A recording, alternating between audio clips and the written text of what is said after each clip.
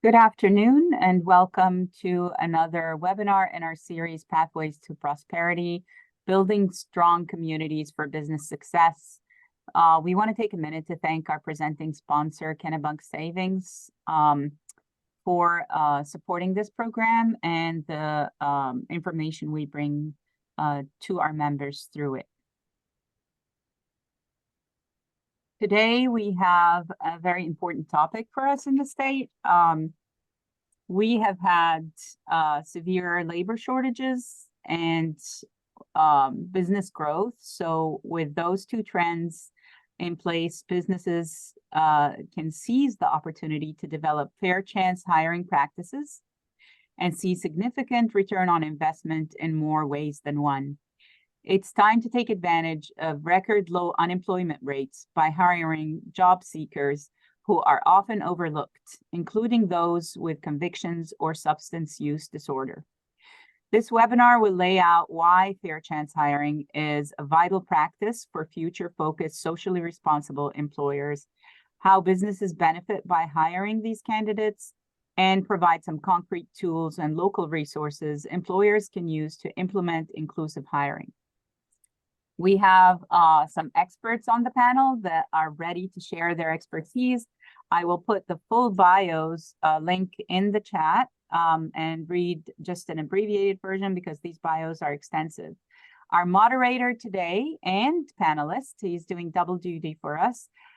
Chris Placey is the Executive Vice President of Substance-Free Workplaces. Chris enjoys working closely with businesses to implement their drug and alcohol policies, procedures, and educational presentations. He is a lead trainer and brings a wealth of additional knowledge to all of his training. He also manages the drug testing programs. In addition to his work with businesses, he offers parental education programs to the community. We also have Sandy Coyle, a member from Working Fields. She's a senior account manager at Working Fields, striving to bridge the second chance population to meaningful career paths by providing quality staffing services and meeting the needs of our valued employer partners. We also have Jeannie Venuti on the panel from Recovery Friendly Workplaces. She's a recovery friendly advisor with New Hampshire Governor's Recovery Friendly Workplaces Initiative, an initiative of Granite United Way in partnership with the state of New Hampshire, and she's going to give us more information about the program. We had advertised and hoped that we would get Jacob Howard from Outdoor Pride, but due to weather situation and the need for him to be on the job, we apologize, but we will share his experiences because our panelists are familiar with the business experience. So with that, I will hand it over to Chris Placey, and you can take it. All right. It's good to see everybody today, and whoever is on here, I certainly appreciate you spending some time with us today on this really important topic. And also thank you, Sandy and Jeannie, for agreeing to sit here and again, talk about this. And I certainly thank the New Hampshire businesses for social responsibility and all the work that they do. So I'm just going to briefly, all of us here on the panel are going to briefly talk about what we do, our vision and all that. So I'm going to start out with that. I want to start out with talking about what I believe first. And what I believe is that all of us, every single person, no matter who you are always going to be faced with certain challenges in your life. And I think that, you know, our country has sort of gone away from the model of caring, compassion, and connection with devices and social media, and certainly COVID didn't help with that. I also believe there's too many self-help books. There should be a help other people books out there. What I mean by that is, my perspective is that if people could always get well on their own without help and support, they would. Fact of the matter is they can't. And I'm sure everybody on this, talk here today has had times they've needed other people. So having said that, my business model is about, when people have those challenges, particularly in the substance abuse side of things, doors close to them, right? People don't want to give them chances, or they discount them. And that's true in a lot of ways. I think we shut down those doors, and we should be opening those doors, because the opposite of addiction is actually connection. And so I try to help businesses change their culture to that care and compassion standard, and really talk about, we've got to have the baseline of care and compassion, because that's how people change and change their behaviors, or what they see that they want to do in their life, that, you know, and make change those things that are preventing them from hitting the goals that are important to them. So that's sort of what I believe to start with. And so my business, I started in 2011. I was one of the first people that started talking about, hey, we need to engage businesses. And I started talking to businesses in a different way and thinking differently about this subject. Because here's the deal.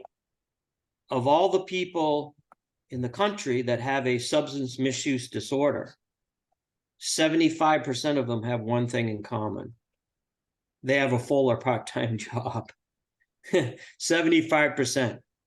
So that's a huge group of people that, if we just discount them and not give them second chances, then I don't think that's fair. I served the last 3 governors on the Governor's Commission for alcohol and other drugs. In fact, I was the person that went to Governor Sununu and started talking to him about, okay, what can we do to engage businesses?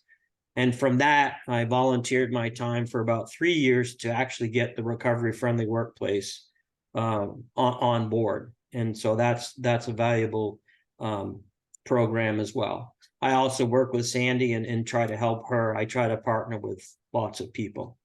So just to wrap it up, my strategy is very comprehensive. I think businesses are a great access to prevention, intervention, treatment, and recovery. And I believe that we need to think differently. And if we think differently and support people and open doors instead of closing them, and being connected and changing the culture of your business, I think you'll find that there's a lot of really good people out there that can help your business from a productivity and profitability standpoint. And that's what I try to do. All right, so that's me and what I do. And so I'll introduce Sandy. Do you want to go next? Sure. Thanks, All right. Chris. That was a great intro and context to the frame that we're talking about here, which is really, you know, this hidden workforce. And so what does that mean? In my role with Working Fields, you know, the hidden workforce to us is a very sizable portion of the population of individuals and family members that are impacted by challenges and adversity of life, which that kind of captures a lot of us, right? Like adversity and challenges, like that affects us in different ways. And depending upon the resources that we have and the resiliency that we have, all influences our chances of being successful when we face adversity and life challenges. So, you know, with this portion of the population, we see them, you know, and as Chris mentioned, they have barriers imposed upon them to being successful in the workforce. And when someone has reduced chances of being successful in the workforce, it affects their income. And when their income's affected, you know, just like any one of us, it affects our stability. So, you know, the hidden workforce to us is that part of the population that is their stability is threatened, and their foothold in life is weakened because of these challenges that then make it difficult to find, you know, stability in the workplace and in the workforce. You know, our experience has shown that when we reach into these communities of people with that authentic care and compassion and the resources available, And then we have value aligned employers willing to work with the agencies that know what they're doing. We see people get the support they need and deserve to find meaningful career paths. And then we find them to be assets to employers. So I think that, captures kind of what the hidden workforce to us is. Often we refer to it, as people that have been impacted by substance use and mental health. But I caution us, it's not limited to just that, right? Because when an individual is impacted by mental health or substance use or incarceration or a period of home insecurity, the whole family unit is affected. So it's much more of a ripple in helping the individuals and or the people that are the loved ones and at home, and utilizing employment to maintain stability. So I'll turn it over to Jeannie. All right. So Jeannie. Good afternoon, everybody. So I have a little bit of a different take on hidden workforce for two reasons. One is that I have the privilege of having a background in disability services. So when I think about a hidden workforce, I look at it as any population that's overlooked due to stigma or myths that may exist about their health condition, despite the skills that they have to fill many in-demand jobs. So that's how I look at the hidden workforce, kind of piggybacking what Sandy said in regards to all of us have challenges. And so from the other end of it, I work with businesses as opposed to working with individuals who are impacted by substance use and mental health disorders. So I would love to be able to share my screen and just give you a little bit of background about what we do at Recovery Friendly Workplace. But of course, starting with a huge thank you to Chris, because 5 years later, I love my job more than I did 5 years ago. And it started with the working group. It started with our advisory council. That's how we got to where we are today. So thank you for your input and your contributions. Thank you.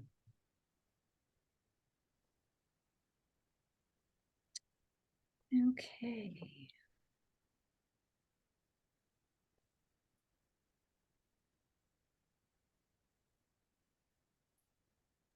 Sorry, I have another window that will not go away. That is actually very much in my way. Oh, there we go. It is gone.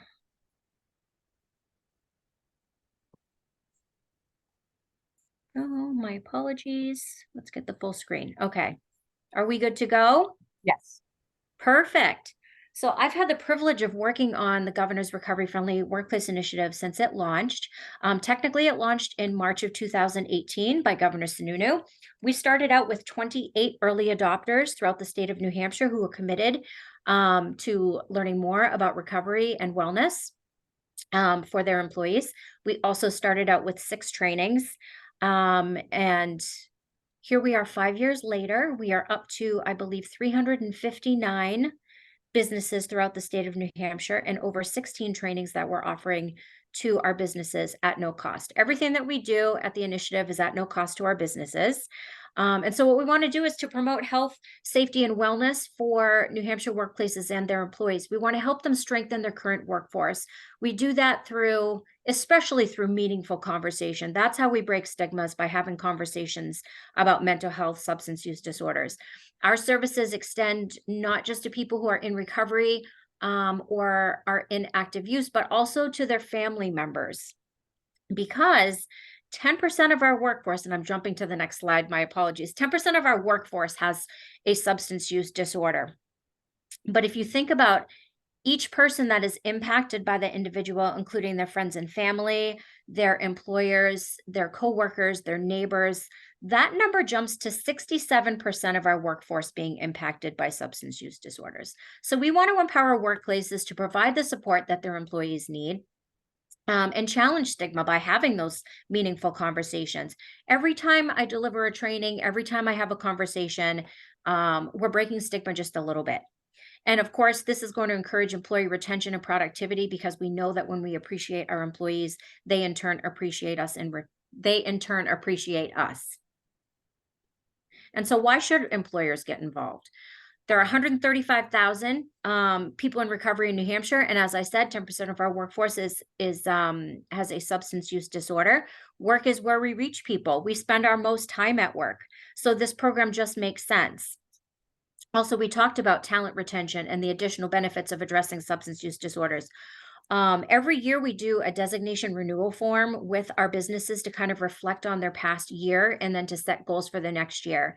And I will say that the most common comment that I receive from my businesses is that the morale has increased, and it has created a more tight-knit, close environment where if you think about it, if you've opened the doors to people coming forward and feeling safe talking about substance use disorder or mental health, you've now opened that door to talk about so many other things, whether it's disabilities or problems at home or anything like that. So you're really creating a culture of open communication, of being welcome despite your challenges.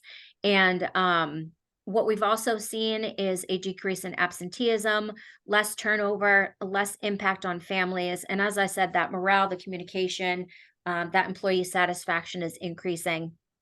And I will also say, we will have people contact us and ask us, can we see a list of who your recovery friendly workplaces are? Because we want to give them our business.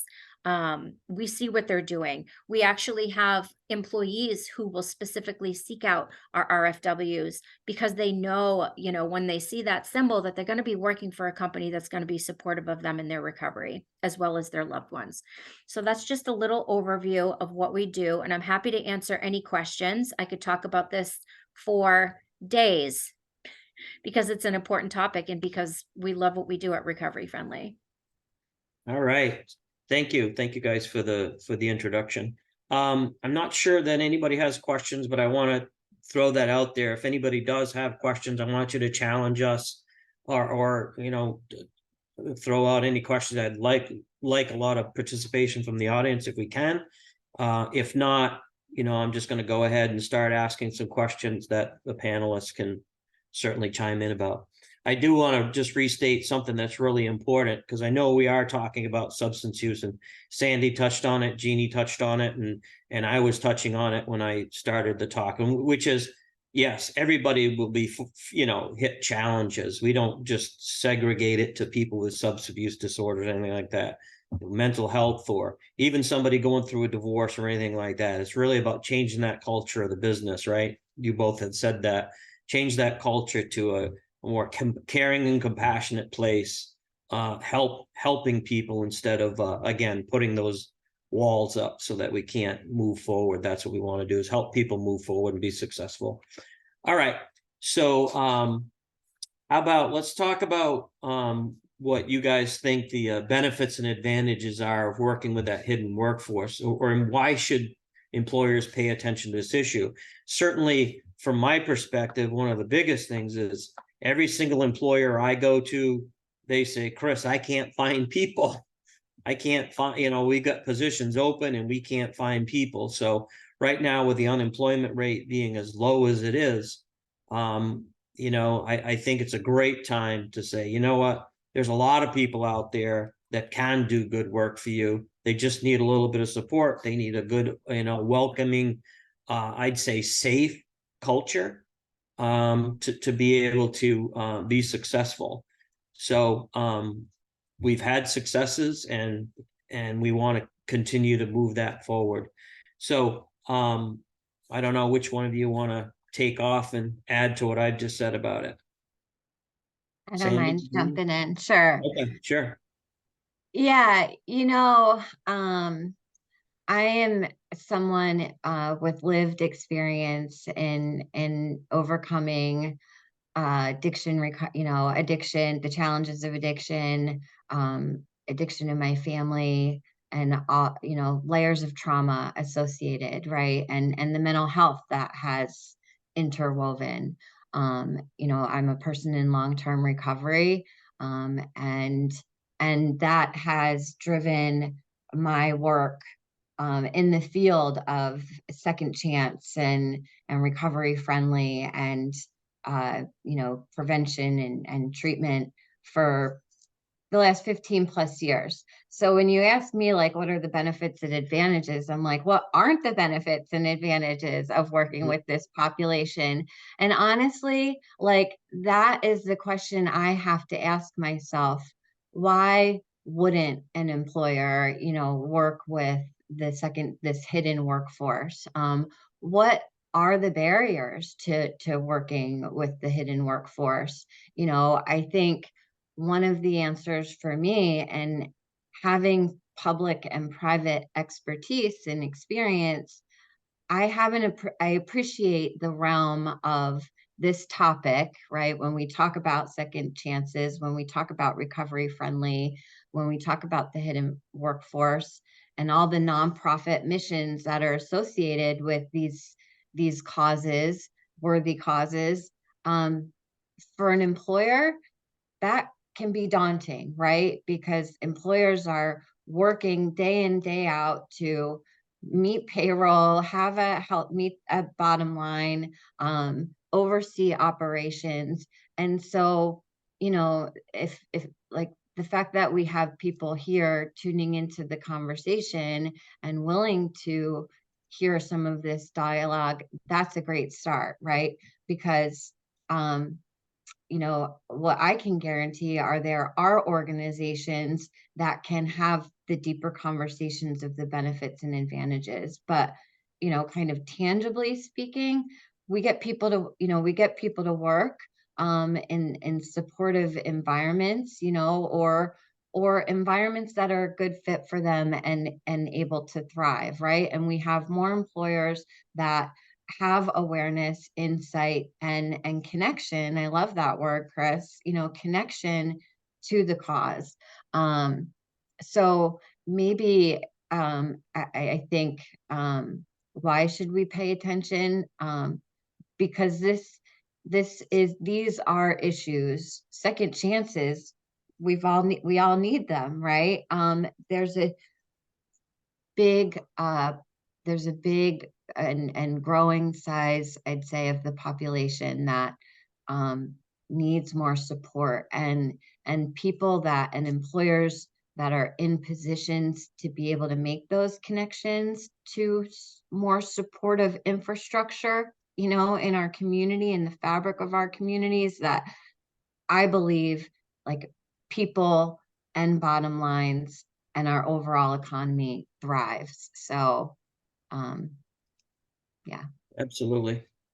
Yeah, Jeannie, do you want to chime in on this? Sure. So why should we tap into this hidden workforce? What are the advantages of it?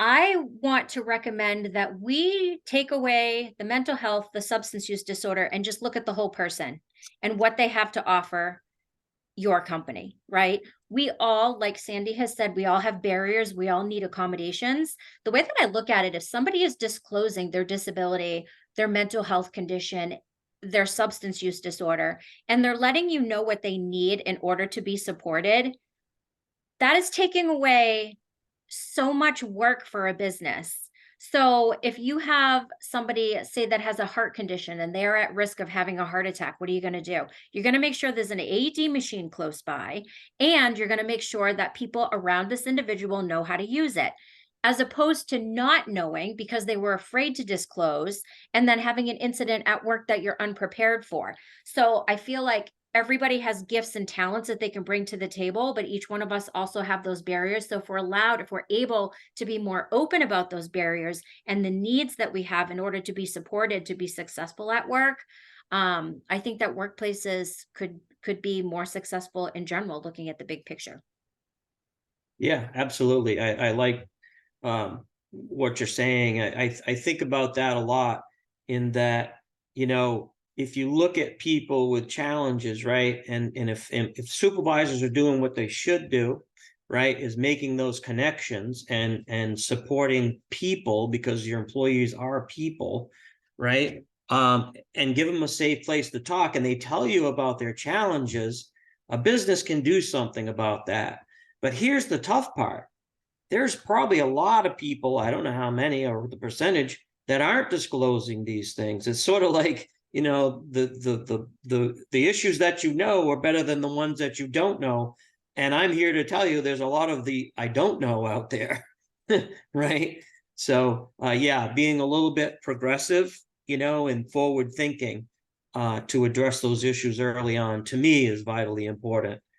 And so I think we can all agree on that. Chris, All right. there's a audience question. In your opinion, what is the primary obstacle to encouraging New Hampshire businesses to tap into the potential of underutilized or disadvantaged talent? What do you think is the primary obstacle for these businesses? Yeah, to me, the obstacle certainly is still stigma and lack of supports in a lot of ways.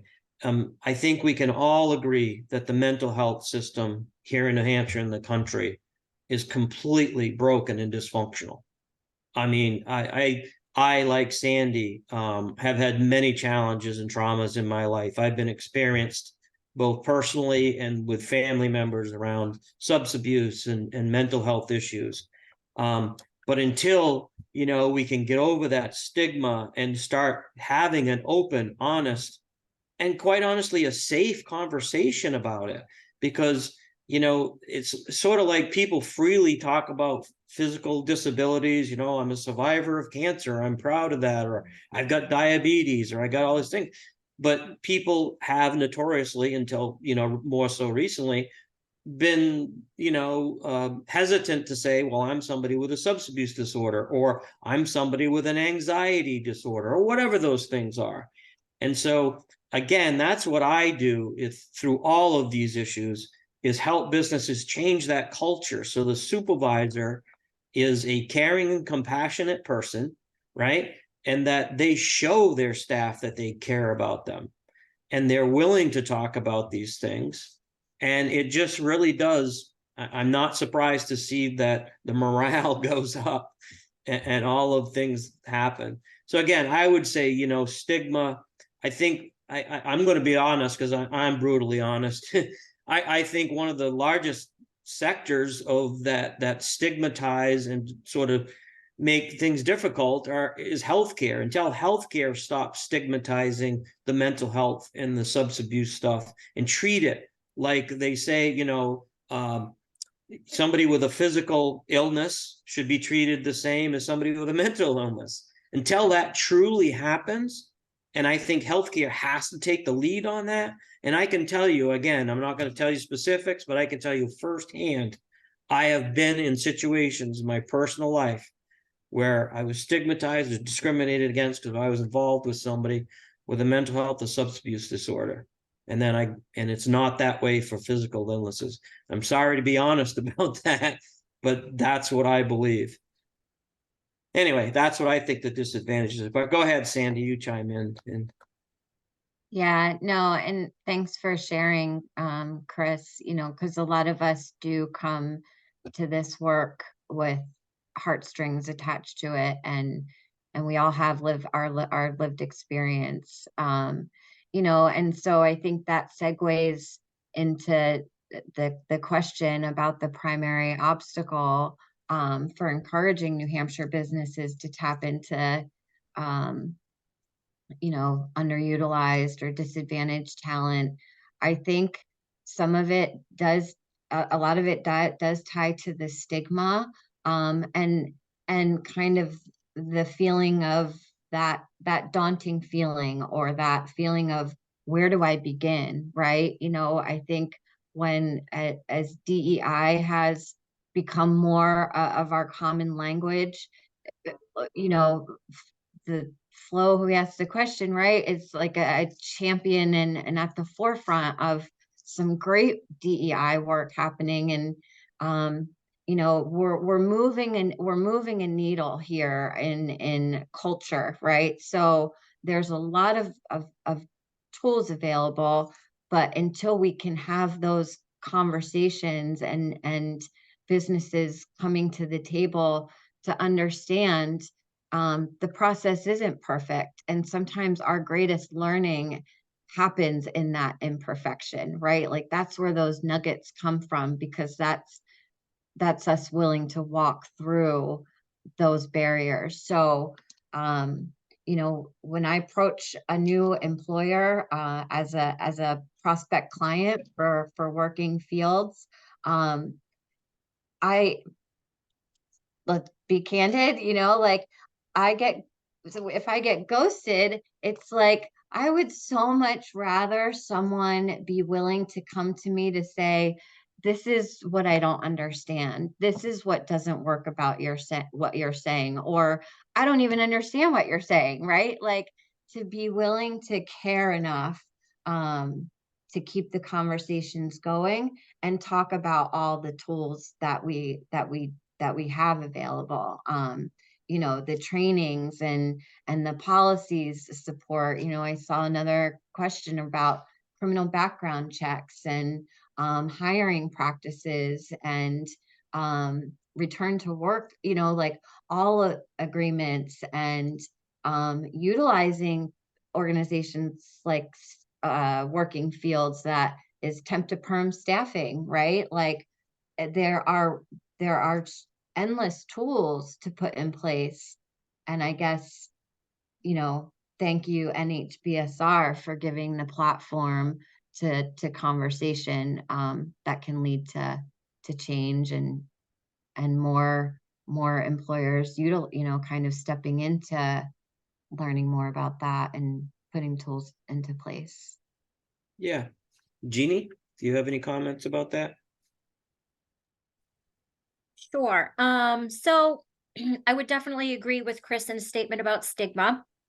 But I want to kind of flip it a little bit so what we're doing at Recovery Friendly Workplace is that we are helping to strengthen the workforce, okay, their current workforce, but also if we're bringing them the tools and resources that they need to support their employees who are in recovery, and you know, we're at 1.6% unemployment rate. Now they also want to hire people in recovery. So we want to connect with Sandy. And so when I'm connecting with Sandy and programs like Working Fields, these businesses are prepared. They have an understanding of what substance use disorder is, what a return to work agreement is, possibly if they ask for that type of resource, so that when we bring in new employees, they have a basis, they have a tool belt, so that they're ready and able. And like I said, that extends to everybody with any barrier, because we're starting a conversation, we're opening doors of communication between employees and their employers. So it really benefits everybody. But I want to come back to Recovery Friendly Workplace in a different way, because we now have 359 businesses on board. We certainly are not out there actively recruiting, because the businesses are coming to us. They're coming to us because they want to do the right thing. Now, when I started, I was given a bunch of statistics about how much money employers save by retaining their current workforce and not having to hire and rehire because of turnover rate. I will say I've never had to use that as a tool when bringing on a new recovery friendly workplace, because they want to do the right thing and take care of their workforce and encourage others to apply. So I will say the obstacle in a couple of conversations I've had with potential businesses is that they don't have time. They are so desperate to hire that they don't have time to participate in recovery friendly workplace. So that's the biggest barrier on that side. And what do I say to them? At that point, I say, how much time and energy and money are you spending on the turnover rate, when you could be retaining your current workforce by investing a little bit of time into recovery friendly workplace that is at no cost to you, a program that we're bringing to you in the most efficient way possible because we know that you're busy. So a little bit of a different take, but Yeah, no, I definitely, that's part of what we all do, I think. You're right. All right. We have another question, and it says, can you talk about criminal background check process and model policies? One of you want to take that first? Jeannie, do you want to go first on this one? Sure, I am happy to. Okay. So times are changing, and I hate to say that it's taken a low unemployment rate to get to where we are today, where businesses are becoming more lenient with things like criminal background checks. But I say it's happened. Let's take advantage of it, because now that we can show them that we have amazing candidates with strong skills and the ability to shine in their workplace, let's do it. So I will say, let's go back 11 years ago. You apply at a company and they tell you, we're going to do a criminal background check. And if you stole a candy bar at 18, you will never work for us. That was reality. Let's fast forward, 11, 15 years later, and they say, let's see what's on the background check. Let's see how it relates to the job that you're applying for. So we have found that businesses are becoming more understanding, whether it's out of necessity or compassion. I don't care, because it is giving people the chance that they need to really shine at a workplace. Yeah. Sandy? Yeah, so as far as criminal, I would echo Jeannie, and say, as a temp to perm staffing agency, we are able to operate as an extension, kind of an extension of HR for our employers. So we start by building relationships, right? And understanding for our employers what makes a good candidate, and how can we be most helpful with our model in supporting long-term employment for our associates and just general employment needs overall. So we, and then with that relationship, we can grow from there. So with background checks, we meet each of our employers where they're at. So the first question is, what does your background check process look like and why, right? What do you need to accomplish with this? For us, the individuals are on our books for the first 5 months. So there can be some kind of trial period, like Jeannie's saying. It's not so much, what's on the record, but what's the context for this individual, right? Because that matters, and good people make poor choices, right? Like, we've all made bad decisions, gone wrong, and sometimes they go real wrong. But I hope that none of us have to be like defined and labeled and kind of pigeonholed by bad choices, right? So we work with the client to say, where are you at? What are you doing now? This is what we do and what we know about, healthy hiring practices and policies. And so we don't look to change anything necessarily, but we do offer to educate that the more you can get to know somebody, the less check a box, is a barrier. So it's a flexible process on us, for us. And we look to become kind of as inclusive as possible to people that deserve it, right? So Yeah. As the old guy here on the panel of 60 years old and looking back in my life, I agree. I don't want to be judged on what I did in my 20s and 30s. And you're right, Sandy. We all sometimes make poor decisions, and certainly that can create barriers that I personally think are unnecessary. To address the issue of policy, my business model is one that, this conversation that we're having right now, it's complicated. It's like really complicated, right? And I think Sandy and Jeannie and I and people who have some work in this field, what we do for you is make it simple, right? We try to talk straightforward about real life stuff and the successful stuff that we do. A lot of the stuff that we do is research based. So when I say that, having said that, what I mean is I think every business is different, right? The complexity of this is every business comes into these situations at a different place. And I never encourage, like I have a sort of, somebody asked about a model policy. I sort of cringe when you say model policy. Why I cringe is because every business is different and everybody's comfort level is different. And I don't see this ever as, okay, if you do these things, I'm going to get you to some destination, some magic destination. And that's just not true, because it's more of an abstract thought than that, sort of a moving target. What I mean by that is, when I first started as an SAP counselor in the early 2000s, all the things that people worried about was marijuana and alcohol. There was no prescription drug problems, and all of a sudden the opiate crisis comes on, and all kinds of things change, right? It's an ever evolving situation. And so I think people's policies should be, yes, up to date and nimble and ready to move.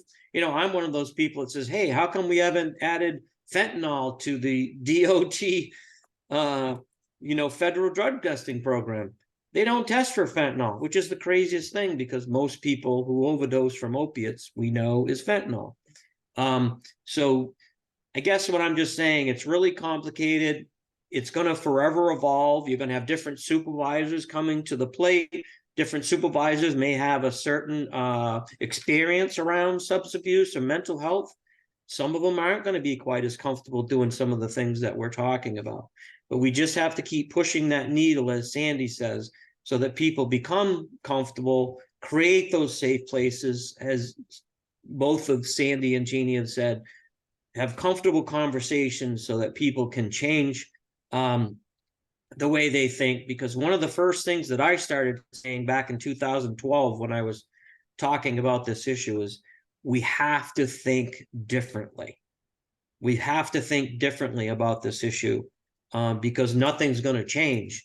Otherwise, we're approaching it in a negative light, and that certainly doesn't work. Incarceration has never helped anybody with any issue, in my opinion, right? It doesn't help people all of a sudden not be somebody struggling with substance abuse or mental health or any of those things. So I try to make, again, the policy has to be nimble. We can certainly help you have those things in there with your policy that you should have. I'm sure if you contacted any one of us, we could help you with that. But there's, again, I cringe at model policy because it kind of puts you in a certain place, and I'm not sure that's a good thing. So we're getting short on time. And the last question that I want to offer out there for the panelists to talk about, for us to think about, is, how do we measure success around this? And, if I'm going to ask both of you, if there was some magic wand that could be twirled around and, to push the needle even further on this, what would it be? And we're getting really close to time. We got maybe a minute for each of us. Who wants to address that first? Sandy, do you? Sure. I saw Jeannie's microphone off. I wasn't sure. Oh, okay. Yeah. So, in a concrete way, we measure success at Working Fields by the number of employers and jobs that we have on our portfolio, and therefore the number of individuals that we can have actively placed working in jobs. We also look at successful conversions and long-term employment placements, and some of those, kind of how is our model working, right? My magic wand really is that employers aren't as daunted, or maybe are daunted, do feel it's daunting, and being willing to walk through that, to have meaningful conversations with, the kinds of partners that are at this table today, and so many others in your local, in our community and on our state level. We have lists of them. And I guess just more employers trusting the process of change, and feeling inspired to reach into humanity and make a difference. The opioid epidemic didn't go away, right? People didn't all get better, and it's gone. The, COVID and the some of the mental health, crisis we saw, that's not gone away. That's often sitting silently, and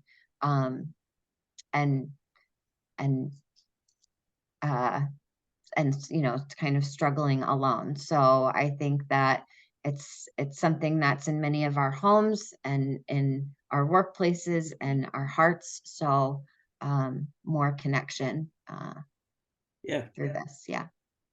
Jeannie, what do you think about the Sure. magic wand and how do you measure success? Well, my name is Jeannie, so I just wanted to backtrack to the model policies question because I forgot to touch on that. Part of our checklist at Recovery Friendly is for businesses who participate to review their drug and alcohol policies and then to review them with each employee on an annual basis. Now, I always tell people our program is employer driven. We are not telling you what to do. We're acting as a guide. So if you look at your policies, you're happy with them, or you don't have them and you're not ready to develop any, we're not going to tell you to do otherwise, but we're here as a resource if you wanted to update, change, or create them by referring you out to people who can assist that have more expertise in that area than we do. As far as the magic wand is concerned, I mean, I'm going to go for it. For every New Hampshire business to be a recovery friendly workplace, it'll open so many doors and so many eyes to just that untapped workforce of people who are so talented. Perhaps they need another chance. I've seen it happen. I've seen an additional chance given to somebody who was previously incarcerated, who, struggled with SUD for 15 years, get back into the workforce and be given a chance. A lot of my friends now who are in the field of recovery, I've seen them just grow and blossom within their jobs. And so for us, our lived experience panel that we bring to our businesses involves people who are in long-term recovery or the loved one of somebody who is in recovery to share their story because it gives people hope. But it shows businesses with a little bit of investment, you can do amazing things with your culture. And for us, we're looking at obviously that higher morale, the communication, higher productivity, less absenteeism, and less turnover for the businesses. So the benefits are great for both the employee and the employer. So yeah, that magic wand, it's a big ask, but It certainly is. I guess, my thoughts on that is, again, talking about thinking differently. And one of the things that I always talked about early on was, and this is going to sound a little bit crazy, but there was a time when I was a kid that we didn't do any recycling. Recycling wasn't even a thing, but somewhere along the line, it had to be a concern for enough people so that we just recycle now without even thinking about it. Now, what do I mean by that? Well, I think this issue that we're talking about and helping people and realizing that people do struggle with some things and that we need to get back to being care and compassionate, that needs to be a concern for people. We need to care about our neighbors better than, like we used to back when I was a kid. That definitely has changed. And I think we're all going to benefit by helping everyone and anybody with any struggles. And also, you know what? There's a lot of your staff right now that aren't struggling, and thank God they're not. But that doesn't mean tomorrow that they're not going to be. And so we need to be in position to be able to help them in the most effective way. And I talked about in the beginning what I believe. I believe that care and compassion is the only way to do that, and that we have to bring dignity and integrity to all of this and give people the resources that they need to be productive, show up for work on time, lower retention, increase the retention and help our employees along the way. And as far as success goes, when I first started, again, there's no destination. Success for me is when I get a business to start thinking differently, because my customer is Mr. and Mrs. Business Owner. And if I can get them to think differently and see these issues and give people chances, then I know I've been really successful. And that's what I look for. All right. So that's it for us. I'm going to Chris, turn I it had a question back since over. we lost Jacob on the panel. I would like to know if any of you can provide models of businesses or examples that have gone through the process and their experience of hiring second chance workers or recovery process workers, and they what their experience has been, and if you could share some of these examples from your work. Are you asking for specific company names? Is that- Well, you don't need to state the names, but you could say Yeah. industry maybe and tell us how Sure. they went through it. Yeah, one of the biggest industries that I am probably the largest one that I work with is in the manufacturing sector. Quite literally, the major manufacturers here on the Seacoast are all my clients, my customers, my family. And you know, it's interesting. Again, it's an abstract thought, but they've all sort of evolved over time as they've gathered more information. And that's why I was saying, you know, there's not that destination. But I've had businesses that had a no tolerance policy that if somebody had, violated the drug or alcohol policy, they immediately fired them. You know, and I have to do what businesses want, and I certainly went along with it. And I can understand certain circumstances that's going to happen, but I've encouraged them to not do that. And then when we do the return to work agreements and support that staff member, and they are successful and stay employed, you know, that they see the benefit then, and they're much more willing to give others a second chance going forward. But yeah, you guys can chime in. Sandy, Jeannie. Yeah. Oh, go ahead, Jeannie. No, you go wanna ahead, Sandy. Yeah, I mean, we've had some, we have some real success stories, in the, our sweet spot is having a portfolio of as many diverse job opportunities as possible, really, because we're talking about all walks of life. So people who are highly skilled and have work experience, work history, to people that need to put stepping stones back in place and low stress, low barrier jobs. So we've seen success across the board. Outdoor Pride with Jake, who was invited and unfortunately couldn't make it, is one of my favorite employers to work with. He's accommodating. They work with some of the people that don't have their own transportation, and they've picked guys up at the bus stop or put them on jobs located near the bus stop at the end of the day. They really take, pride in hiring people in recovery, and through that, they build a community of people that are so motivated and so driven and, are inspired by each other and the opportunities that, they're offered. And employers being willing to take small actions to show individuals that they're worth it, right? You're worth us figuring out how to just get you to the bus stop, right? Like we're not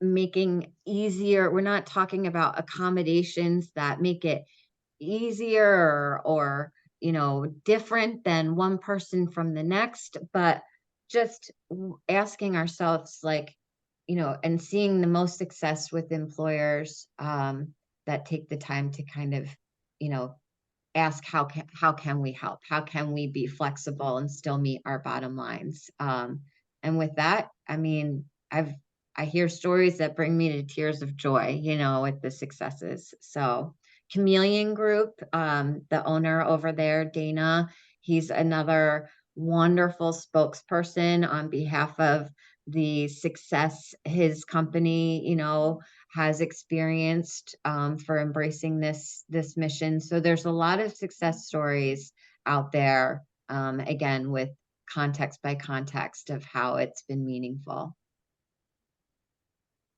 Jeannie? Yes, and Dana, he's one of our champions at Recovery Friendly Workplace. They were one of our early adopters. My favorite story is probably of Hypertherm over in Lebanon. Matt McKenney, who was on our advisory council, shared a story with us when I first started. And I remember him, it was just so impactful. I've never forgotten it to this day. But back in the day, and I don't have the timeline in front of me, we actually have a timeline of Hypertherm's journey with Recovery Friendly because they became Recovery Friendly before Recovery Friendly even became a phrase. So initially their policy was if, you know, you were walked off the property, if you had a substance use disorder, if something happened at work, he was the person that walked them off the property. They used to call him the Grim Reaper. And I'll never forget him saying that. One day he said, I can't do this anymore. I just can't. These are people that we care about. These are our friends. These are our coworkers. So at that point, it started out with a conversation. What can we do? This is not okay. And that's where it started. One conversation. From that point, I know that they did a little, they had an idea to have recovery bracelets that they put in their bathrooms and in different public areas for people to take, not knowing if anybody would grab one, maybe bring it home to their kids, who knows? But before you know it, tons and tons of employees were walking around with the bracelets, proudly wearing the bracelets. And then it moved to resource cards that they would put that would fit in people's wallets that they could take privately in the bathrooms or in the break rooms and whatnot. They now have, I'm pretty sure they still have a licensed alcohol and drug counselor on site who is there as support to their employees. And then, of course, they join Recovery Friendly Workplace and have become champions. But I will say my favorite Matt McKinney story, there's a position that they had. He said it typically takes them 2 years to find somebody, 2 years to hire somebody, another 2 years to train them. Somebody comes in, walks in, sits down, has an interview, completely qualified for the job and ready to go. Like, take away those 4 years. This guy fits the job description perfectly. He said the only reason why he applied is because he saw that they were a recovery friendly workplace. So that's my favorite success story. I have a restaurant that I work with that I absolutely love, who has called me numerous times, but they called me one time and said, listen, we have tried everything. We want to support this employee. We've tried this, we've tried this, we've tried this, but nothing is working. They are continuously having setbacks. We want them to be successful here, but most importantly, we want them to be healthy. What can we do? And so I recommended a return to work agreement. I connected them to Hypertherm because they're willing to share the return to work agreement with any of our workplaces at no cost, as well as offer guidance. So I connected them, and it was that return to work agreement which holds the employer as well as the employee accountable for their health and making sure that they're well enough to come back to work, that employee is still there to this day. So the stories are endless, but we're not stopping here. We're not done yet. Thank you. All right. Thank you all for this valuable information and very necessary dialogue in our state. We thank you all for attending, and we love that we have this as a resource for our members to listen to and watch and learn, and such good access to these organizations to help you with this process.